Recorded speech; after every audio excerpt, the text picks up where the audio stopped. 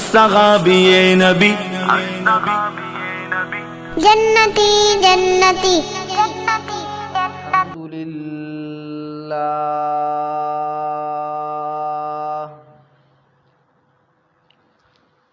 الحمد للہ نحمده ونستعینه ونستغفره ونؤمن به ونتوکل علیہ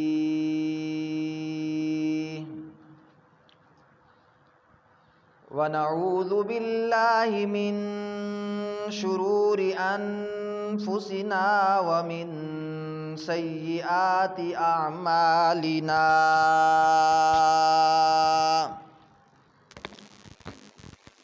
من يهده الله فلا مضل له ومن يضلله فلا هادي له ونشهد أن لا إله إلا الله وحده لا شريك له ونشهد أن سيدنا ومولانا محمدًا عبده ورسوله أما بعد فأعوذ بالله من الشيطان الرجيم بسم الله الرحمن الرحيم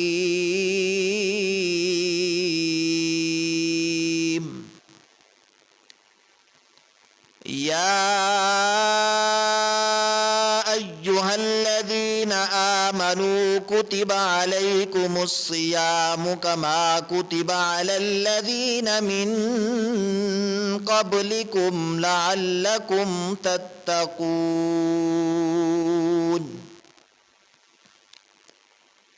وقال النبي صلى الله عليه وسلم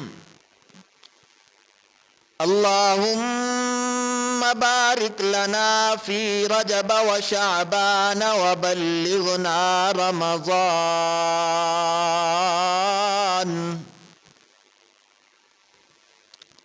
وقال النبي صلى الله عليه وسلم اللهم بارك لنا في رجب وشعبان وبارك لنا في رمضان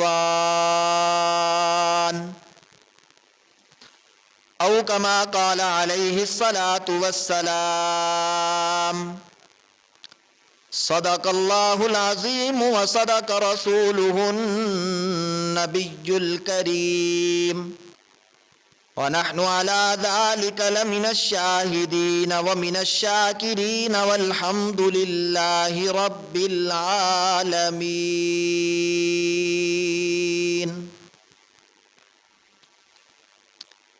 کتنا عظیم دیکھو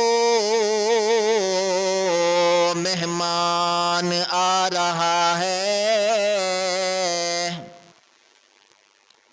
کتنا عظیم دیکھو مہمان آ رہا ہے یعنی کہ پھر سے ماہ رمضان آ رہا ہے روزے رکھیں گے سارے پختہ ہے یہ ارادہ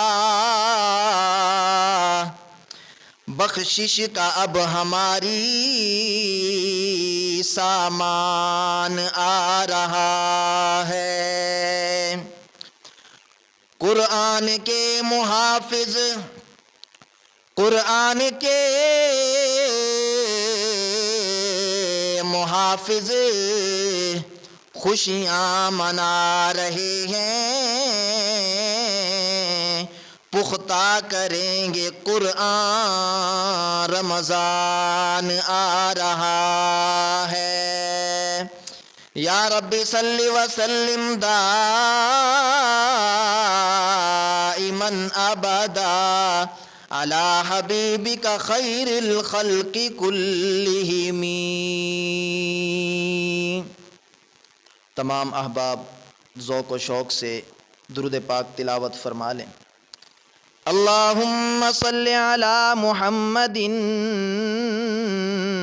فی اول کلامنا، اللہم صلی علی محمد فی اوسط کلامنا،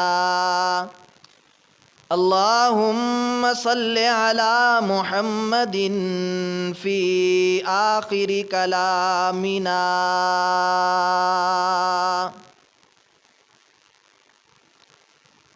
انتہائی واجب الاحترام، قابل صد تعظیم و تکریم دوستوں، بزرگوں اور عزیز ساتھیوں، آج 9 اپریل 2021 بمطابق 25 شعبان المعظم 1442 حاصل پور کی اس جامع مسجد ختم نبوت میں ایک مرتبہ پھر اللہ تعالیٰ کے فضل و کرم سے ہم دعوت و تبلیغ کی نسبت سے جمع ہیں۔ دعا فرمائیں کہ اللہ تعالیٰ ہم سب کا آنا، مل بیٹھنا، سننا سنانا قبول و منظور فرمائے، اور پھر اس کے بعد ہم سب کو اس پر عمل کرنے کی توفیق عطا فرمائے۔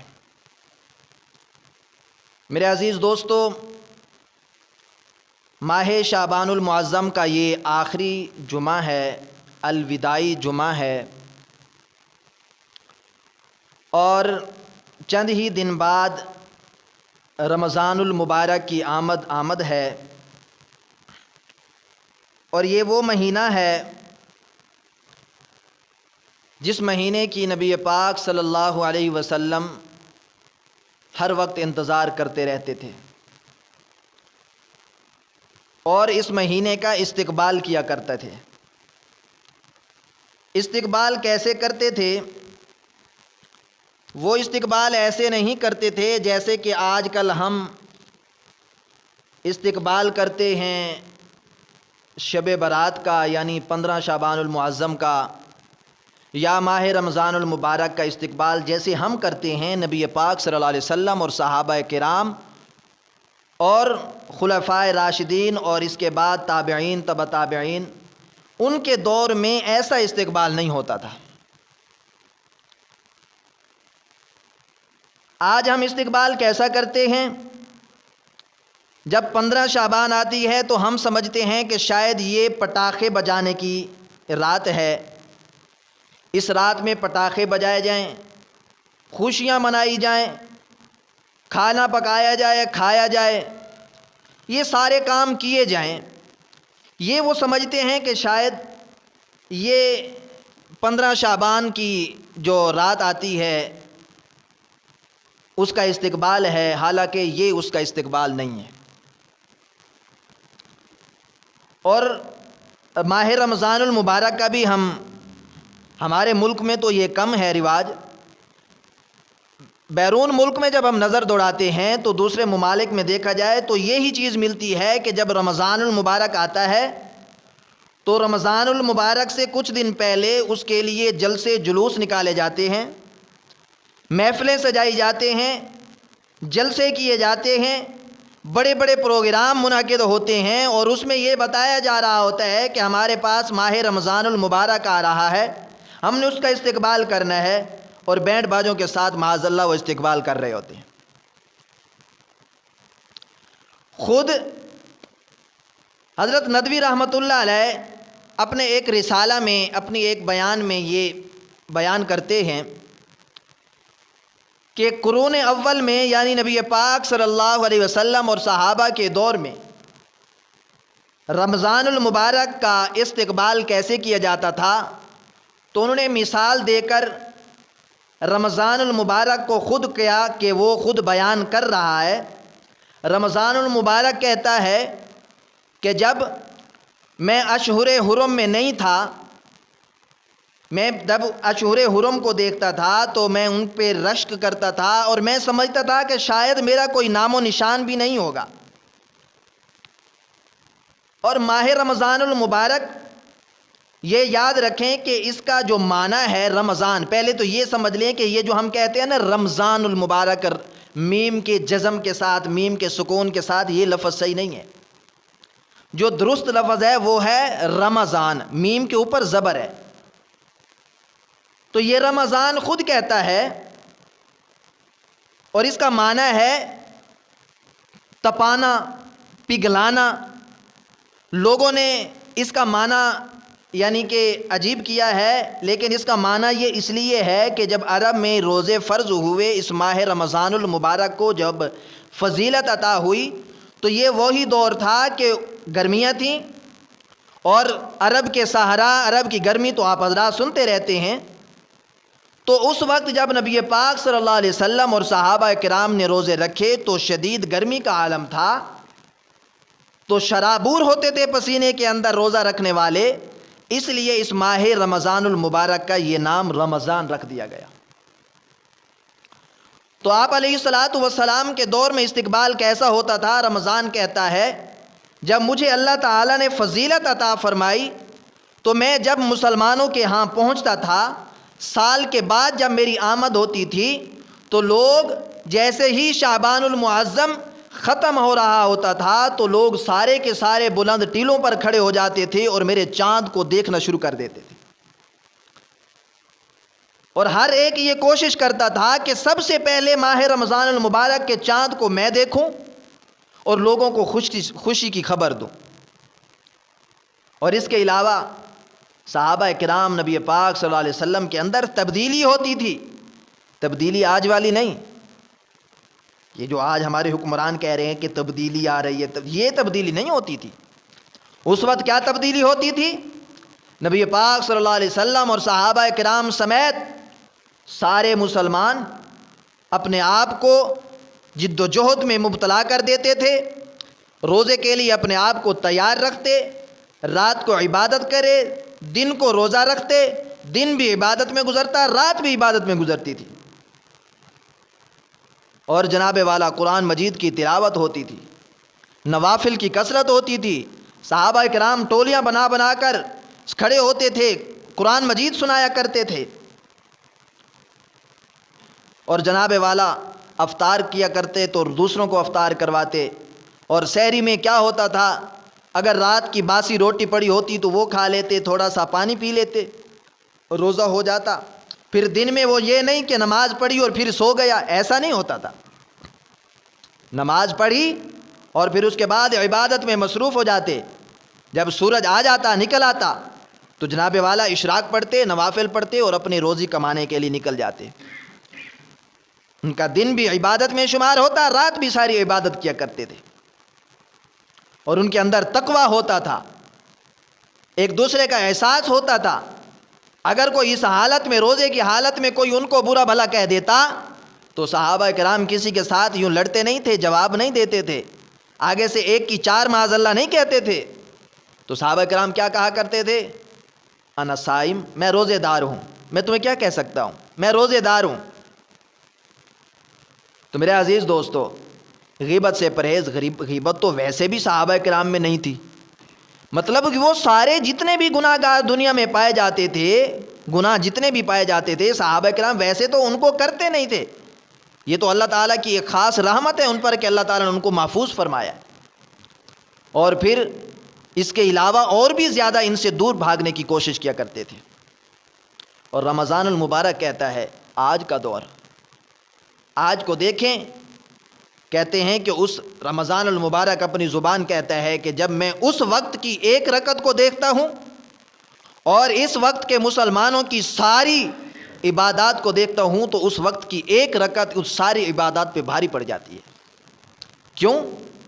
اس کے اندر اخلاص تھا، صحابہ کرام کی عبادت میں اخلاص تھا، اتنا اخلاص کہ ساری جہان کے لوگ اگر اکٹھے ہو کر وہ اخلاص پیدا کرنا چاہیں تو نہیں پیدا کر سکتے۔ رمضان کہتا ہے آج کے دور میں مسلمانوں کے اندر یہ اخلاص نہیں ہے، رات کو عبادت کرتے ہیں تو دن کو سو جاتے ہیں، دن کو روزہ رکھتے ہیں تو شام کو کہتے پھرتے ہیں مجھے روزہ لگ گیا ہے۔ جس کا شوق ہوتا ہے روزے کا جس کے اندر شوق اور محبت ہوتی ہے اس کو روزہ محسوس ہی نہیں ہوتا۔ تو میرے عزیز دوستو، صحابہ کرام اور نبی پاک صلی اللہ علیہ وسلم کیسا استقبال کرتے تھے؟ یہ تھا استقبال۔ اور اس کے علاوہ جب ماہ رجب طلوع ہوتا تھا، رجب کا مہینہ جب نظر آتا، یعنی چاند نظر آتا، تو نبی پاک صلی اللہ علیہ وسلم کا معمول کیا ہوتا تھا؟ آپ علیہ الصلاۃ والسلام دعا کیا کرتے تھے اور اس دعا سے اس ماہ رمضان المبارک کا استقبال شروع کرتے تھے۔ وہ دعا کیا تھی؟ صحابہ کرام فرماتے ہیں جب نبی پاک صلی اللہ علیہ وسلم ماہ رجب کو دیکھتے، اس کے چاند کو دیکھتے تو اللہ سے دعا کرتے۔ کیا دعا ہوتی؟ فرماتے اللہم بارک لنا فی رجب و شعبان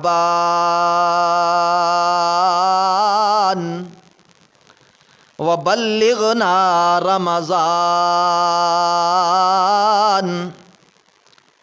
اے اللہ ہمارے لیے اس ماہ رجب کو بھی اور ماہ شعبان کو بھی برکت والا بنا دے۔ اے ہمارے میٹھے اللہ، اس کے اندر ہمارے لیے برکتیں، رحمتیں اور مغفرتیں عطا فرما دے۔ اور صرف یہاں تک بھی بات نہیں ہوتی تھی، نبی پاک صلی اللہ علیہ وسلم فرمایا کرتے تھے اے اللہ، اللہم بارک لنا فی رجب و شعبان وبلغنا رمضان۔ اے اللہ اس مہینے میں برکتیں، رحمتیں عطا کرنے کے بعد ہماری زندگی میں برکت عطا فرما دے، ہماری زندگی میں رحمت عطا فرما دے، ہمیں اتنی زندگی عطا فرما دے، اتنی مدت ہمیں زندگی عطا فرما دے کہ ہم رمضان المبارک کی نیک گھڑیوں کو بھی لے سکیں۔ اتنا عظیم مہینہ، اتنا عظیم اور بلند مرتبے والا مہینہ، یہ کیسا مہینہ؟ حضرت سلمان رضی اللہ تعالیٰ عنہ ایک طویل حدیث، فضائل اعمال میں یہ حدیث موجود ہے۔ آپ علیہ الصلاۃ والسلام فرمایا کرتے تھے اے میرے یارو وفادارو، تمہارے اوپر ایک ایسا مہینہ آنے والا ہے جس کی ہر رات میں اللہ تعالیٰ مسلمانوں کی بخشش فرماتا ہے، اور اس میں اللہ تعالیٰ مؤمنین کے رزق کو بڑھا دیتا ہے، اور اس میں تم اگر نفل ادا کرو گے تو نفل کو اجر کیا ملے گا؟ فرض کے برابر اجر پاؤ گے، اور اگر تم فرض کو ادا کرو گے تو رمضان المبارک کے علاوہ کے 70 فرضوں کے برابر اللہ تعالیٰ اس کا اجر عطا فرمائے گا۔ اور اس میں ایک ایسی رات آنے والی ہے جو 1000 مہینوں سے افضل ہے۔ تنزل الملائکۃ، فرمایا انا انزلناہ فی لیلۃ القدر وما ادراک ما لیلۃ القدر لیلۃ القدر خیر من 1000 شہر۔ ایک ایسی رات بابرکت آنے والی ہے جو 1000 مہینوں سے افضل ہے۔ تو میرے عزیز دوستو، فرمایا اس مہینے میں اللہ تعالیٰ سے رحمت مانگا کرو، اللہ تعالیٰ سے مغفرت مانگا کرو، اللہ تعالیٰ سے بخشش مانگا کرو۔ اور میرے عزیز دوستو، ساتھ ساتھ اللہ کے حبیب صلی اللہ علیہ وسلم نے فرمایا کہ اس مہینے میں استغفار بھی کیا کرو، اللہ تعالیٰ سے جنت کا سوال بھی کیا کرو۔ یہ ہے رمضان المبارک کا استقبال کہ اس سے پہلے ہی کوشش کر لینی چاہیے۔ صحابہ کرام کا جھمگھٹا لگا ہوا ہے۔ نبی پاک صلی اللہ علیہ وسلم نے فرمایا ماذا تستقبلکم وما یستقبلون، کہ اے کون سی چیز ہے مسلمانوں، میرے صحابہ، کون سی ایسی چیز ہے جس کا تم استقبال کر رہے ہو اور کون تمہارا استقبال کر رہا ہے؟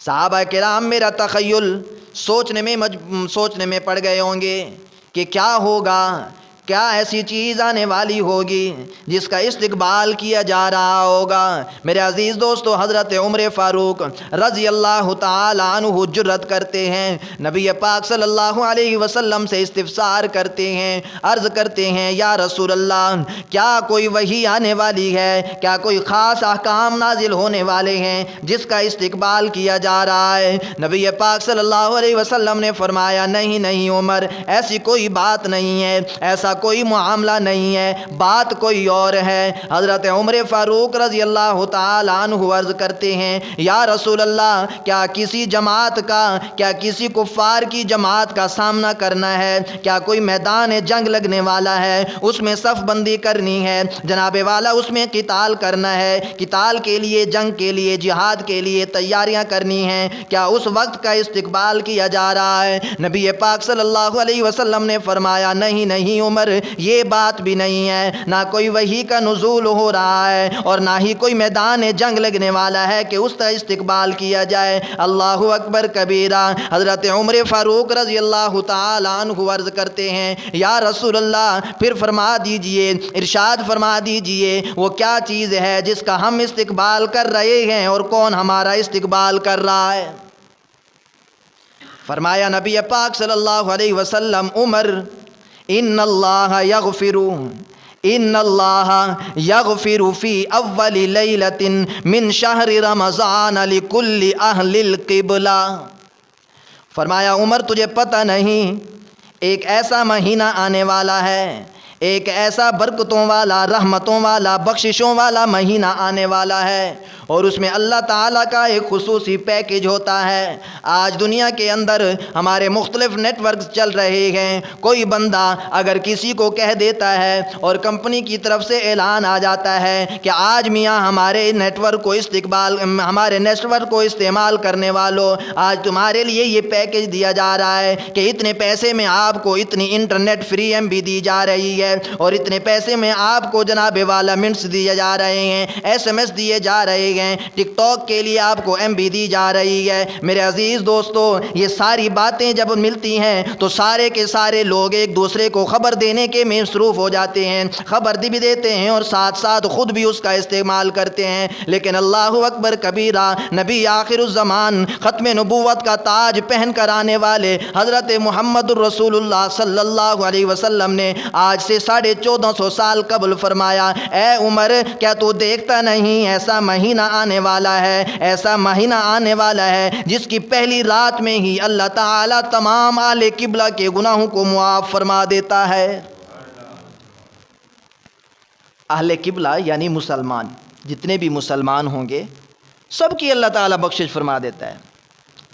تو میرے عزیز دوستو، یہ پیکج ہمارے لیے بہتر ہے، یہ آخرت کا پیکج ہے، ہمارے لیے یہ پیکج بہتر ہے۔ ہم دنیاوی مشغلوں میں پڑ گئے، دنیاوی چیزوں میں پڑ گئے، آخرت کو بھول گئے۔ نبی پاک صلی اللہ علیہ وسلم اور صحابہ کرام کے سامنے آخرت ہوتی تھی، ہمارے سامنے دنیا ہے، ہم دنیا سے محبت کرتے ہیں۔ تو استقبال رمضان المبارک کا ایسے کرنا چاہیے جیسے صحابہ کرام کیا کرتے تھے، نبی پاک صلی اللہ علیہ وسلم کیا کرتے تھے۔ حضرت اسامہ بن زید رضی اللہ تعالیٰ عنہ فرماتے ہیں، میں نے نبی پاک صلی اللہ علیہ وسلم سے عرض کی، یا رسول اللہ، میں نے آپ کو پہلے کبھی نہیں دیکھا کہ آپ ماہ شعبان المعظم کے علاوہ اور رمضان المبارک کے علاوہ روزے رکھتے ہوں۔ نبی پاک صلی اللہ علیہ وسلم نے فرمایا، اسامہ، کیا تجھے معلوم نہیں کہ اس ماہ شعبان میں اللہ کے حضور تمام مخلوقات کے اعمال لے جائے جاتے ہیں؟ اللہ تعالیٰ تو ویسے سارے اعمال کو دیکھتا رہتا ہے، لیکن ایک نظام ہے، نظام قدرت چل رہا ہے کہ اس رات میں بھی اللہ کے حضور تمام لوگوں کے اعمال پیش کیے جاتے ہیں۔ نبی پاک صلی اللہ علیہ وسلم نے فرمایا، اسامہ، جب میرے اعمال میرے اللہ کے حضور پہنچیں تو اس وقت میں روزے کی حالت ہوں، یہ بہتر ہے میرے لیے، تاکہ میرے اللہ کے حضور جب میرے اعمال پہنچیں تو اللہ تعالیٰ دیکھے میرے نامہ اعمال کو کہ میرے حبیب نے آج بھی روزہ رکھ رکھا ہے، اللہ خوش ہو جائے گا۔ ویسے تو نبی آخر الزمان صلی اللہ علیہ وسلم بخشے بخشائے، وہ نہ ہوتے تو کائنات نہ بنتی، وہ نہ ہوتے تو یہ دنیا نہ ہوتی۔ اللہ تعالیٰ خود فرماتے ہیں، اگر میں محبوب کو نہ بناتا تو کسی اور چیز کو بھی نہ بناتا۔ یاد رکھیں، نبی پاک صلی اللہ علیہ وسلم کا نور اور نبی پاک صلی اللہ علیہ وسلم کا وجود تو پہلے بھی ہو چکا تھا، حضرت آدم علیہ السلام کی پیدائش سے پہلے، اس لیے کہ حضرت آدم علیہ السلام جب دنیا میں آتے ہیں تو استغفار کرتے ہیں، توبہ کرتے ہیں، تو واسطہ نبی پاک صلی اللہ علیہ وسلم کا دیتے ہیں۔ تو اللہ تعالیٰ پوچھتے ہیں آدم تجھے کیسے پتہ چلا کہ ایک محمد بھی آنے والا ہے؟ تو حضرت آدم علیہ السلام نے عرض کی یا اللہ، جب آپ نے میرے اندر روح پھونکی تھی تو جب میں زندہ ہوا تھا، جب میری نظر آپ کے عرش کے اوپر پہنچی تھی تو آپ کے عرش کے اوپر لکھا ہوا تھا لا الہ الا اللہ محمد الرسول اللہ۔ میں سمجھ گیا تھا کہ ایک بڑی ہستی ہے جس کے نام کو اللہ تعالیٰ نے اپنے نام کے ساتھ جوڑ کر رکھا ہوا ہے، اس لیے اس کا واسطہ دیا تو اللہ کے حضور بخشش ہو گئی، اللہ تعالیٰ نے توبہ قبول فرما لی۔ تو میرے عزیز دوستو، نبی کا وجود نہ ہوتا، محمد صلی اللہ علیہ وسلم کا وجود نہ ہوتا تو کائنات کا وجود بھی نہ ہوتا۔ آپ علیہ السلام اتنا استقبال کیا کرتے تھے ماہ رمضان المبارک کا۔ حضرت ام کلثوم رضی اللہ تعالی عنہا فرماتی ہیں جب شعبان کا مہینہ آتا تھا تو آپ علیہ السلام کو میں نے دیکھا کہ کبھی بھی یہ وقت نہیں گزرتا کسی اور مہینے میں کہ آپ علیہ السلام شعبان کے اندر روزے رکھتے رکھتے رکھتے جناب والا رمضان کو پہنچ جاتے تھے۔ یہ کیوں؟ اس لیے کہ یہ امت کو سبق دیا جا رہا ہے، امت کو درس دیا جا رہا ہے، امت کو تعلیم دی جا رہی ہے، تاکہ ماہ رمضان المبارک میں روزے کی مشقت کو برداشت کرنے کی طاقت ماہ شعبان میں بھی شروع کر لینی چاہیے، تاکہ ماہ شعبان میں روزے رکھنے سے طبیعت کے اندر وہ نشاط پیدا ہو جائے، طبیعت کے اندر وہ برداشت پیدا ہو جائے، طبیعت کے اندر وہ چستی پیدا ہو جائے، تاکہ ماہ رمضان المبارک کے روزے جب آئیں تو ان کے اندر مشقت کا سامنا نہ کرنا پڑے۔ سارے روزے رکھنے کا حکم تو ہمیں نہیں، لیکن کم از کم ایام 20 کے روزے تو رکھ لینے چاہیے، 13، 14، 15 شعبان کے روزے، اور اس کے علاوہ اور بھی وقتاً فوقتاً روزے رکھ لینا چاہیے تاکہ عبادت کا شوق پیدا ہو جائے، تاکہ روزے کی مشقت کو برداشت کرنے کا مادہ پیدا ہو جائے، تاکہ روزے کے رکھنے کے اندر ہمارا شوق بڑھ جائے، قرآن کی تلاوت کرنے کے اندر ہمارا شوق بڑھ جائے، جناب والا نوافل کے اندر ہمارا شوق بڑھ جائے۔ یہی ماہ رمضان المبارک کا استقبال ہے، جلسے جلوس جناب والا کھانا پکانا کھلانا پکانا، یہ کوئی ماہ رمضان المبارک کا استقبال نہیں بلکہ عبادت کرنا اس کا استقبال ہے۔ آج دنیا کے اندر کوئی کسی کو کہہ دیتا ہے، میں ایک چھوٹی سی مثال دیتا ہوں، آج ہمیں کوئی آ کر یہ کہہ دے کہ یہاں مولانا طارق جمیل صاحب دامت فیوزہم آ رہے گئے، تو ہم ان کا استقبال کیسے کریں گے؟ کوشش کریں گے شہر سے باہر نکل کر گاڑیوں کے ساتھ جناب والا جائیں گے، پھول بھی لے کر جائیں گے، ان کے اوپر پھول بھی بکھیریں گے، اور جناب والا ان کو پروٹوکول کے ساتھ مقام محفوظ تک لے آئیں گے۔ یہ تو ایک دنیا کے اندر رواج ہے، لیکن میرے عزیز دوستو، جب ماہ رمضان المبارک آتا ہے تو اس کا بھی استقبال کیا جائے۔ جس چیز کی اہمیت جس طرح ہوتی ہے ویسے ہی اس کا استقبال کیا جاتا ہے۔ ماہ رمضان المبارک ایک نیکیوں کا پیکج ہے، ایک نیکیوں کا مقام ہے، ایک نیکیوں کا مہینہ ہے، اس لیے نبی پاک صلی اللہ علیہ وسلم نے فرمایا 11 مہینے معاذ اللہ 11 مہینے ہم کماتے رہتے ہیں اور اس مہینے میں بھی کمانا ہی شروع کر دیتے ہیں۔ علماء کہتے ہیں کہ 11 مہینے تم اپنا کام کرو، ایک مہینہ رب کے لیے چھوڑ دو۔ 11 مہینوں میں صرف نماز پڑھو، نماز پنجگانہ پڑھتے رہو، قرآن کی تلاوت کرتے رہو، اپنے رزق معاش میں چلے جاؤ، رزق کماتے رہو، باقی دنیا کے کام کرو، جائز کام جتنے بھی ہیں وہ سارے کرو، لیکن جب ماہ رمضان المبارک آ جائے تو سارا کچھ چھوڑ دو۔ تو یہ استقبال ہونا چاہیے، استقبال اس کو کہتے ہیں۔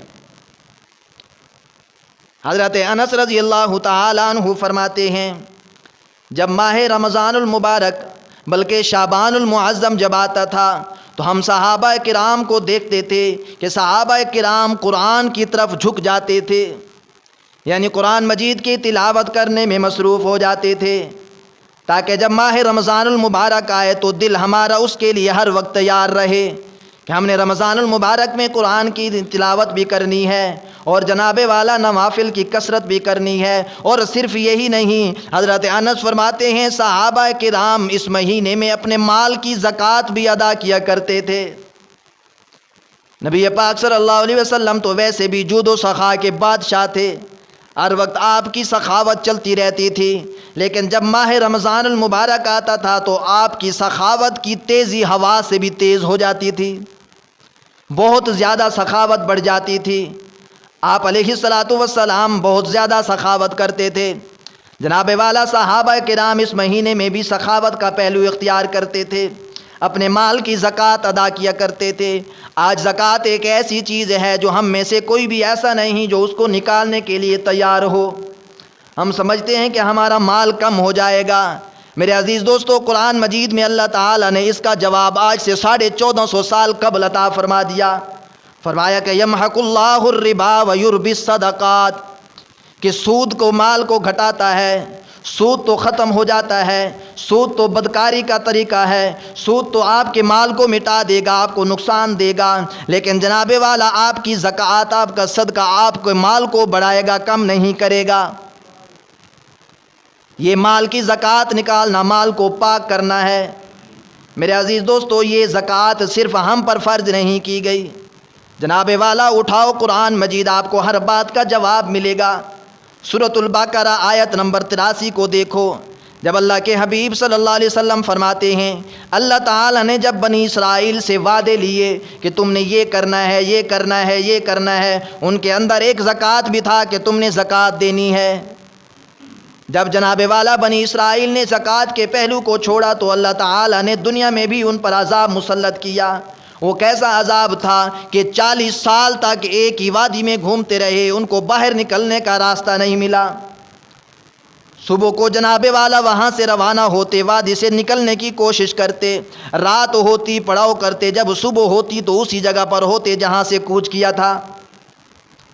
تو میرے عزیز دوستو، سورۃ الانبیاء آیت نمبر 73 دیکھیے، اللہ تعالیٰ نے مختلف انبیاء کو یہی حکم دیا ہے کہ یہ انبیاء میرے احکامات پہنچاتے ہیں اور جناب والا ہدایت کے راستے بتاتے ہیں۔ وہ ہدایت کے راستے کون سے ہیں؟ وہی نماز ہے، وہی زکوٰۃ ہے۔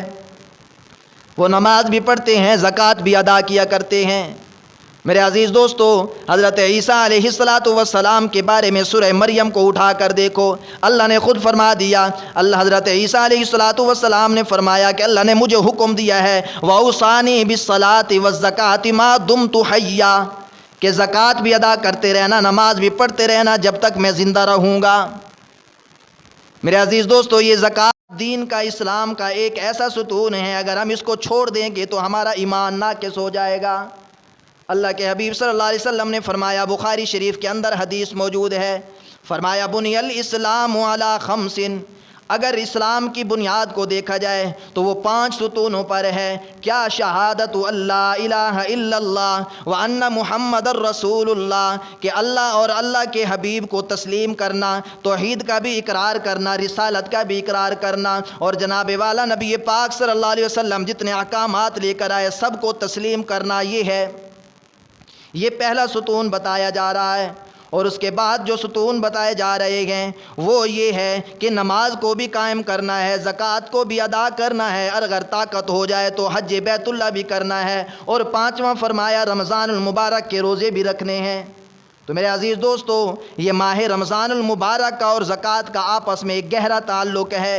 یہ الگ بات ہے کہ ہمیں اس مہینے میں اپنے آپ کو خالی رکھنا چاہیے، زکوٰۃ رمضان المبارک سے پہلے ادا کر دینی چاہیے۔ اگر ہم زکوٰۃ نہیں دیں گے تو کل قیامت کے دن کیا ہوگا؟ جیسے ہی دنیا میں ہماری روح پرواز کرے گی، جب ہم قبر میں جائیں گے تو وہی مال اللہ کے حضور سے اللہ کی طرف سے ایک گنجا سانپ بن کر آیا جائے گا۔ وہ سانپ گنجا کیوں؟ میرے عزیز دوستو، علماء لکھتے ہیں کہ یہ گنجا پن ہونا اس کے بہت زہریلے ہونے کی علامت ہے، اور صرف یہی نہیں، فرمایا اس کے آنکھوں کے اوپر 2 سفید نقطے ہوں گے، اور یہ سفید نقطوں کا ہونا بھی اس کے زہریلے ہونے کی علامت ہے۔ اور وہ جب سانپ آ جائے گا تو وہ اس صاحب قبر کو پکڑے گا اور اس کے دونوں جبڑوں کو یوں پکڑ کر کھینچے گا اور کہے گا کہ انا مالک، انا مالک، میں تیرا خزانہ ہوں، میں تیرا مال ہوں، جس میں دنیا میں تو جس سے محبت کیا کرتا تھا، جس کی زکوٰۃ نہیں دیا کرتا تھا، آج وہی مال ہوں جو تیرے ساتھ سلوک کیا جا رہا ہے۔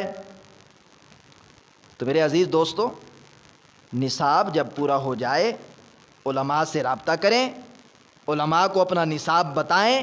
اگر ہم پر زکوٰۃ واجب ہو رہی ہے، ہمارا نصاب زکوٰۃ کو پہنچ رہا ہے تو ہمارے لیے ضروری ہے ہم زکوٰۃ کو ادا کریں. سال کے بعد زکوٰۃ کو ادا کرنا ضروری ہے. اگر زکوٰۃ ادا نہیں کریں گے تو بہت مشکل کا معاملہ ہے, بہت مشکل گھاٹی ہے جس میں بچنا بہت مشکل ہے.